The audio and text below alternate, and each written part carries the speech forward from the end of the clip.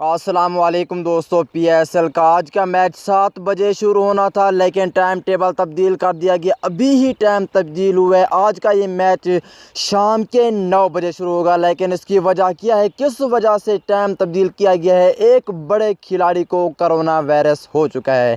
Corona virus کی وجہ سے اب پی ایس ایل کا جو کہ آج کا میچ 9 بجے شروع ہونا ہے، ایک بڑے کھلاڑی کو کرونا وائرس ہو گیا ہے۔ دوستو آج کا مقابلہ ہے اسلام آباد یونائٹڈ اور کوئٹہ گلیڈیٹر اور اسلام آباد یونائٹڈ۔ آج کے میچ میں ان دونوں ٹیموں میں ایک بڑے کھلاڑی کو کرونا وائرس ہو چکا ہے، لیکن کس کھلاڑی کو ہوا ہے تمام تفصیل بتاتا ہوں۔